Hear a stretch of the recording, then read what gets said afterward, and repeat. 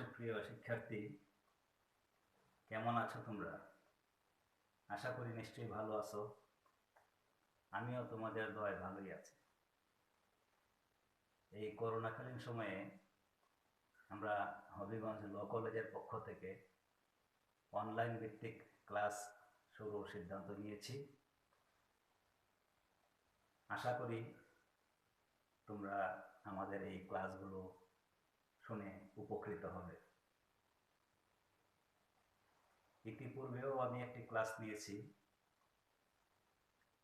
সেটা মুসলিম আইনের অগ্রক্রয় বা প্রিএমশন বিষয়ের উপর।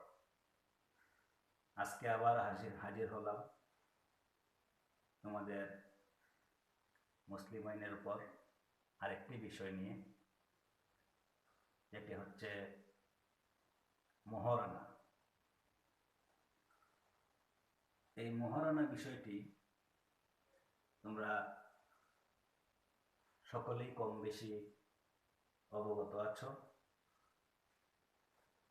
আমাদের মুসলমান সমাজে বিবাহের ক্ষেত্রে এই মহারণাটি অত্যাবশ্যকীয় একটি বিষয়। আমরা প্রথমেই এই মহারণার সংজ্ঞাটি আলোচনা করব। মহারণা বলতে কি বোঝায় সেই বিষয়টি আমরা প্রথমে জানব। একটা মুসলিম বিবাহের বৈশিষ্ট্য হিসেবে স্বামী তার স্ত্রীকে শ্রদ্ধা বা ভালোবাসার নিদর্শন স্বরূপ যে পরিমাণ সম্পত্তি অথবা টাকা প্রদান করে, অথবা ওই পরিমাণ সম্পত্তি বা টাকা প্রদানে প্রতিশ্রুতিবদ্ধ থাকে, সেটার নামই হচ্ছে মহারণা।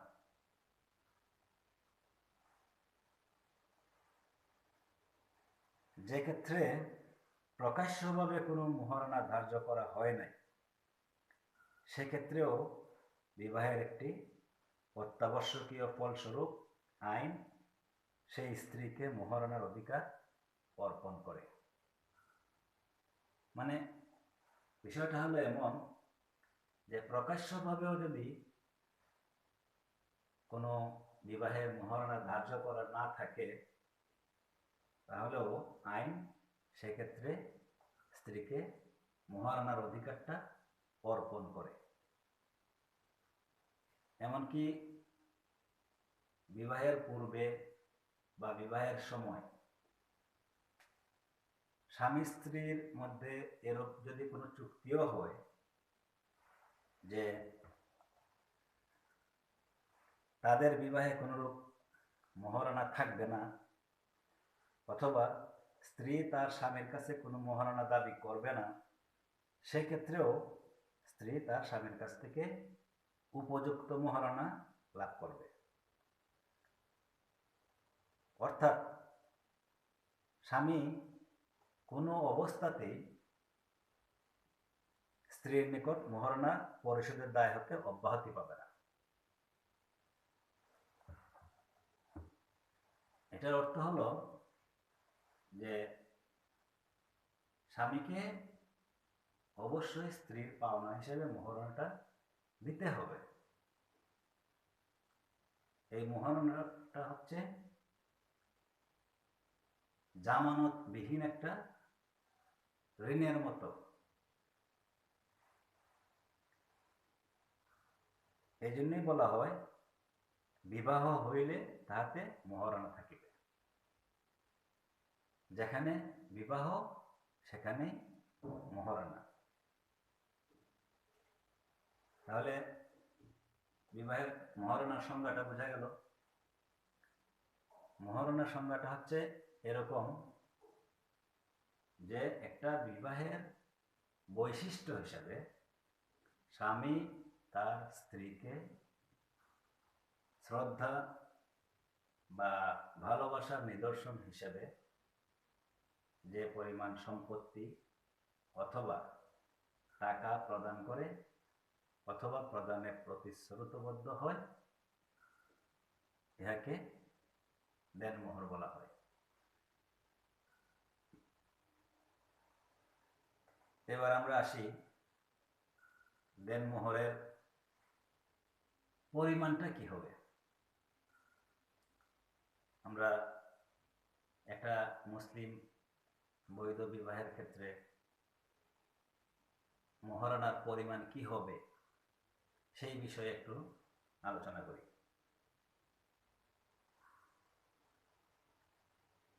দেনমোহরের পরিমাণ কোনো অবস্থাতেই 10 দিরহামের কম হইতে পারিবে না। আমরা এইটা বুঝতে পারলাম যে মোহরানার পরিমাণের ক্ষেত্রে একটা মুসলিম বৈধ বিবাহে মোহরানার পরিমাণটা কতটুকু হবে? 10 দিরহামের কম হইতে পারবে না। কিন্তু ঊর্ধ্বসীমা নির্ধারিত নাই, মানে কমেরটার কথা বলা আছে যে 10 দিরহামের কম হইতে পারবে না, কিন্তু মোহরানার পরিমাণ উপরের দিকে কত টাকা হবে সেই ক্ষেত্রে আইনে কোনো নির্ধারিত করা নাই।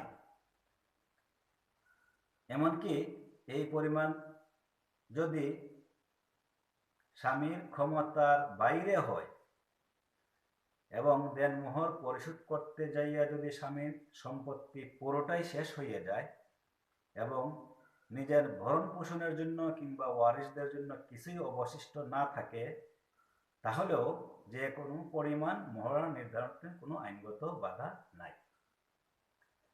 এখানে এই বিষয়টা একটু বিশ্লেষণ করলে বোঝা যায় যে মোহরানার পরিমাণটা কতটুকু হবে। পরিমাণটা হবে ন্যূনতম 10 দিরহামের কম হইতে পারিবে না, আর উপরের দিক দিয়ে আইনগতভাবে ঊর্ধ্বসীমার কোনো পরিমাপ নাই, যতটুকু ইচ্ছা ততটুকুই হইতে পারে। দেনমোহরের উদ্দেশ্যটা কি? মুসলিম আইনে স্ত্রীকে তালাক দেওয়ার ব্যাপারে স্বামীর ক্ষমতা প্রায় সীমাহীন।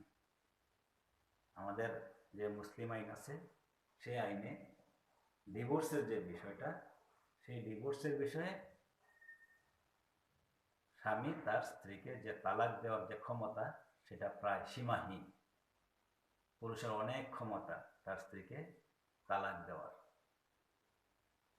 মোহরানা স্বামীর এই সীমাহীন ক্ষমতা প্রয়োগের ক্ষেত্রে এক বাধা হিসেবে কাজ করে। যখন একটা মোহরানা ধার্য করা হবে, ঠিক তখন ওই স্বামী তার সীমাহীন ক্ষমতা, যেটা স্ত্রীকে তালাক দেওয়ার, সেটা অবশ্যই চিন্তা করবে। কারণ তালাক প্রদান করা মাত্রই স্ত্রীর সমুদয় মোহরানা স্বামী কর্তৃক পরিশোধযোগ্য হয়। বিবাহের ক্ষেত্রে যে মোহরানা আছে সেই মোহরানাটা ধার্য করা হয় এই কারণে যে স্বামীর যে সীমাহীন ক্ষমতা ডিভোর্স দেওয়ার, সেই ডিভোর্স দেওয়ার ক্ষমতাটাকে বাধাগ্রস্ত করার জন্য, সীমাহীন ক্ষমতাটাকে বাধাগ্রস্ত করার জন্য এই মোহরানা ধার্য করা হয়ে থাকে।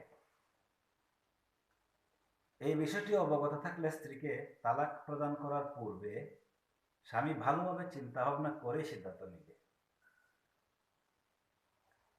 যদি এই বিষয়টা স্বামী জানা থাকে যে ডিভোর্স দিলে তাকে মোহরানার টাকাটা পরিশোধ করতে হবে, এটা জানা থাকলে পরে স্বামী তার স্ত্রীকে ডিভোর্স দেওয়ার ব্যাপারে সে অনেক চিন্তা ভাবনা করবে। মোহরানা স্ত্রীকে সামাজিক নিরাপত্তা ছাড়াও কিছুটা আর্থিক নিরাপত্তাও প্রদান করে।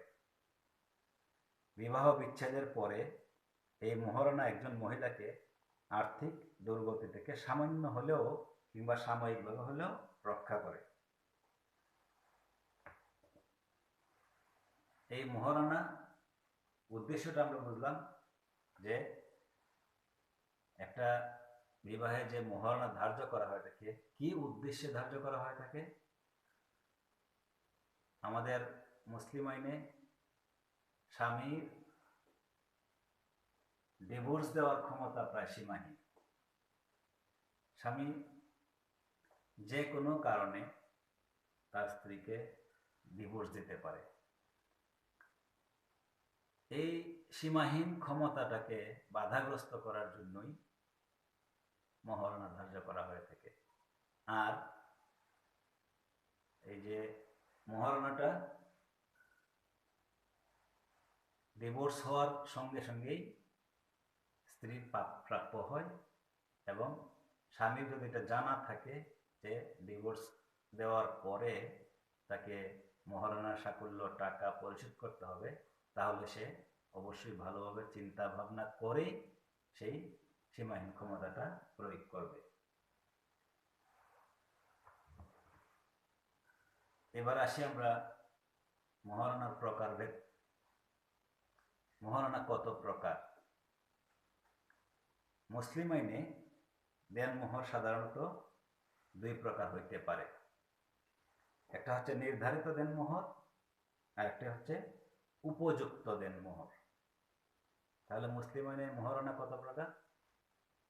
দুই প্রকার। একটি নির্ধারিত দেনমোহর এবং অপরটি হচ্ছে উপযুক্ত দেনমোহর। উপযুক্ত দেনমোহরটা কি দেখি আমরা। যেখানে মহারণার পরিমাণ নির্ধারিত নাই,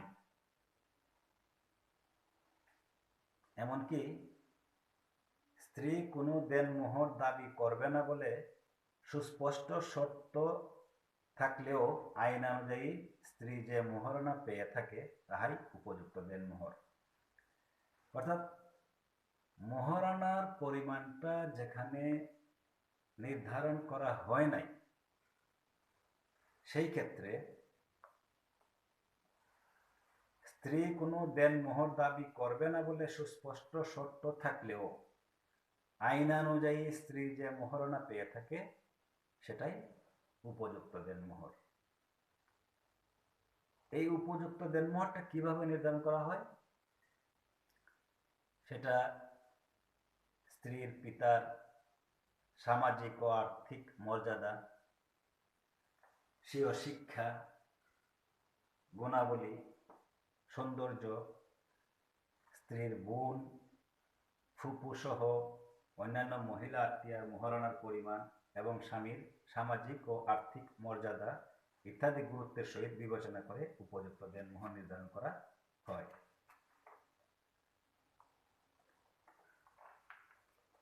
তাহলে উপযুক্ত দেনমোহরটা কি? যে ক্ষেত্রে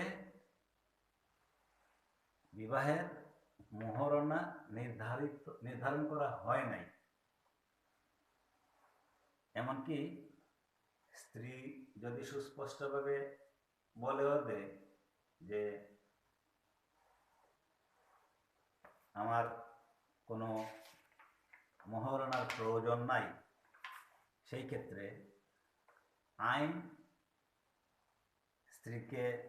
আইন অনুযায়ী স্ত্রী যে মহারণা পেয়ে থাকে তাই উপযুক্ত দেনমোহর।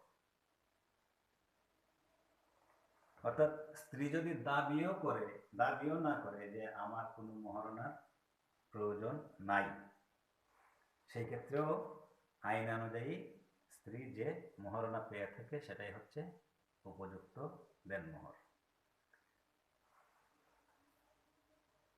এবার আমরা আসি নির্ধারিত দেনমোহরটা কি। যেই ক্ষেত্রে বিবাহের পূর্বে বা বিবাহের সময় দেনমোহরের পরিমাণ নির্ধারিত হয়ে থাকে তাহাই নির্ধারিত দেনমোহর। এটা বিবাহের পূর্বে নির্ধারণ হতে পারে বা বিবাহের সময়ও নির্ধারিত হইতে পারে। নির্ধারিত দেনমোহরটা আবার দুই প্রকারের। একটা হচ্ছে তলবি দেনমোহর আর একটা হচ্ছে বিলম্বিত দেনমোহর।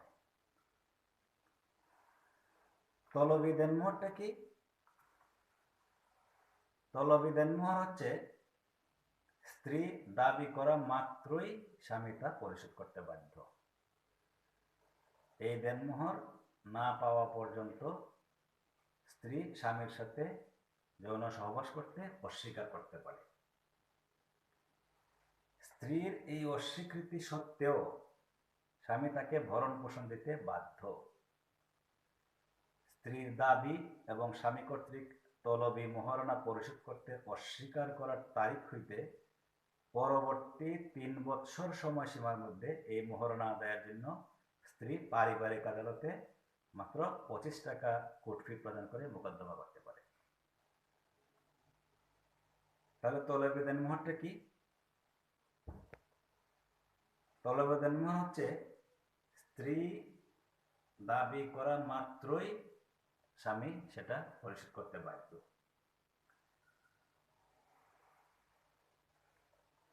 এই দেনমোহর না পাওয়া পর্যন্ত সে কি করতে পারে? সে তার স্বামীর সাথে যৌন সহবাস করতে অস্বীকার করতে পারে। এই অস্বীকৃতি সত্ত্বেও স্বামী তাকে ভরণ পোষণ দিতে বাধ্য।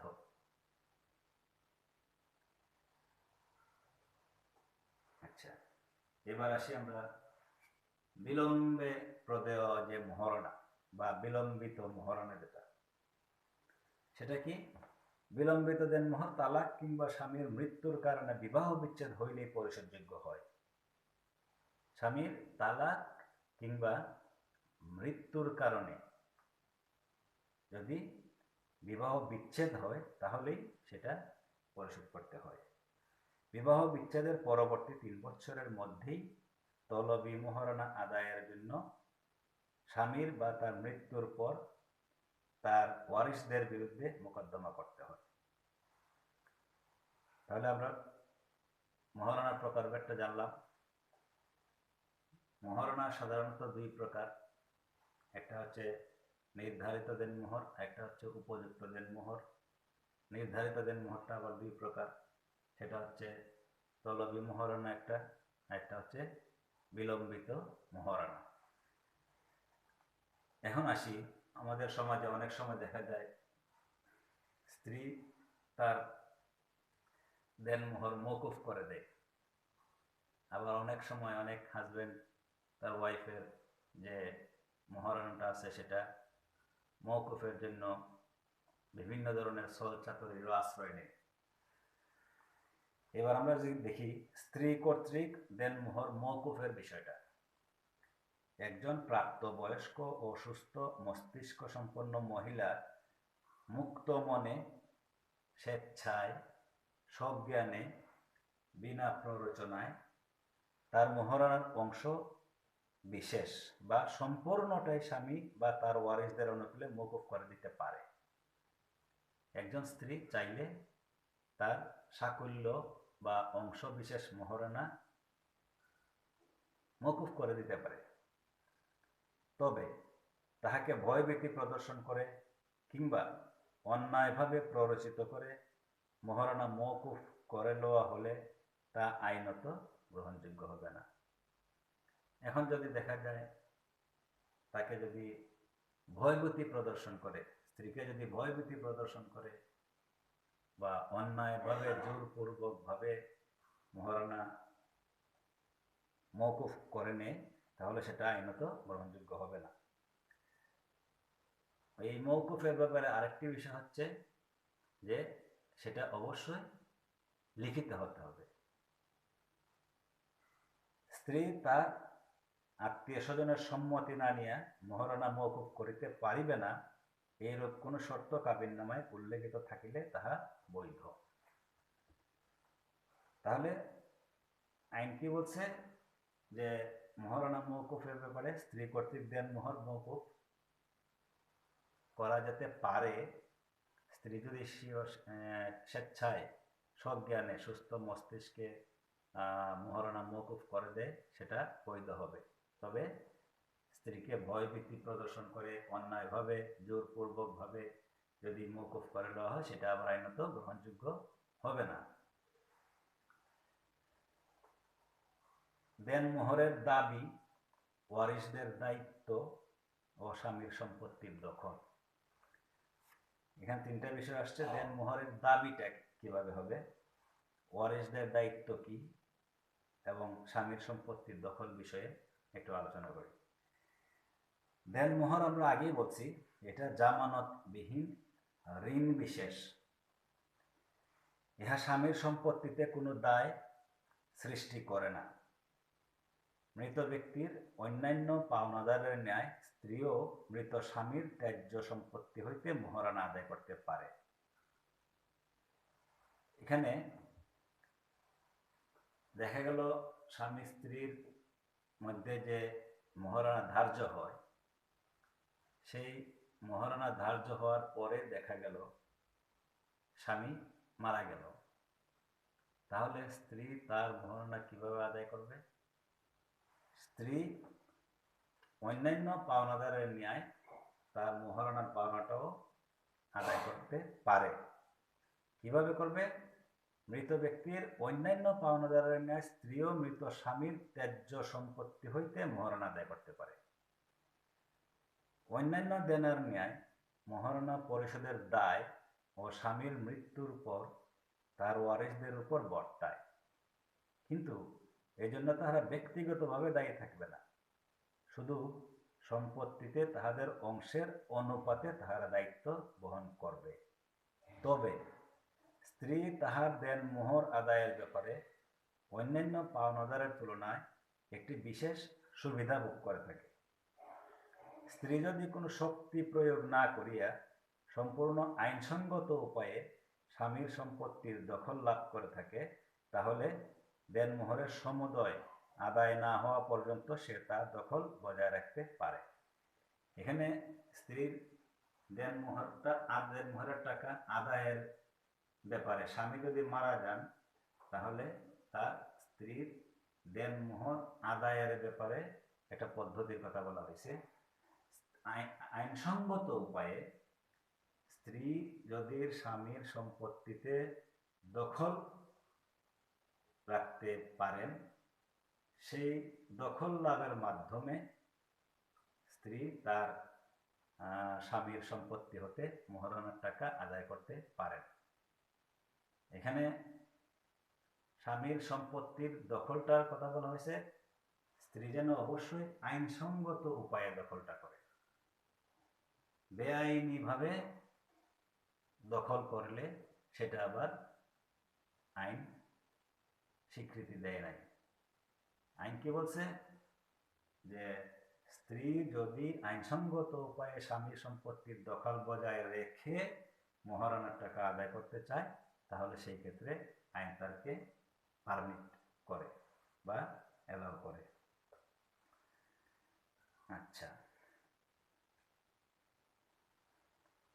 অন্যান্য ওয়ারিশরা সম্পত্তিতে তাহাদের স্ব অংশ অনুপাতে মোহরানা পরিশোধ করে নিজ নিজ অংশের সম্পত্তির দখল ফেরত পাইতে পারে। স্ত্রীর এই দখল বজায় রাখার অধিকার তাকে ওই সম্পত্তিতে কোনো সত্য অর্পণ করে না। এখানে এই জিনিসটা খুবই গুরুত্বপূর্ণ বিষয়, যে স্ত্রী যদি তার মোহরানার টাকা আদায় করার ব্যাপারে স্বামীর সম্পত্তির দখল বজায় রাখতে চায়, সেই ক্ষেত্রে স্বামীর ত্যায্যবৃত্তে ওই সম্পত্তিতে স্ত্রীর কোনো সত্য অর্পিত হয় না। এটা শুধুমাত্র তার মোহরানার টাকা আদায়ের ব্যাপারে আইনসঙ্গত উপায়ে দখলটাই বোঝায়। এখানে এই দখল রাখার অর্থ এই নয় যে স্ত্রী ওই সম্পত্তিতে তার সত্য পাবে।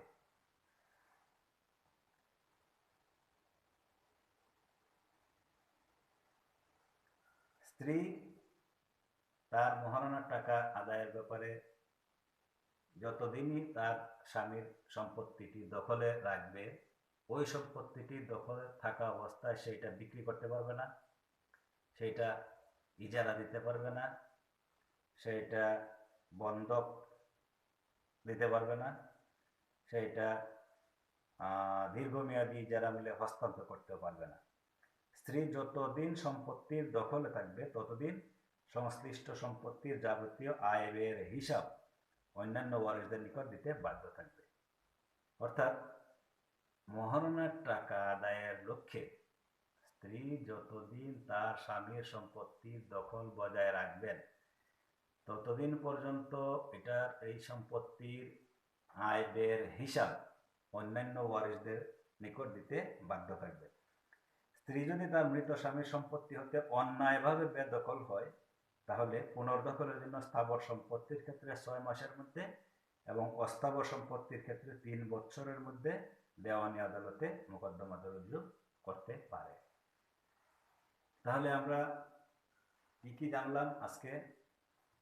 দেনমোহর কি, দেনমোহর কত প্রকার, দেনমোহরের উদ্দেশ্য কি, দেনমোহর কিভাবে আদায় করা যায়, দেনমোহরের দাবি, ওয়ারিশদের দায়িত্ব, স্বামীর সম্পত্তির দখল, তারপরে দেনমোহর স্ত্রী কর্তৃক দেনমোহর মওকুফ, এই সমস্ত যাবতীয় বিষয় আজকে আমরা জানতে পারলাম। তাহলে আশা করি তোমরা দেনমোহর সম্পর্কে বুঝতে পেরেছ। আগামীতে আবার দেখা হবে অন্য এক ক্লাসে। ধন্যবাদ সবাইকে। ভালো থেকো, সুস্থ থেকো।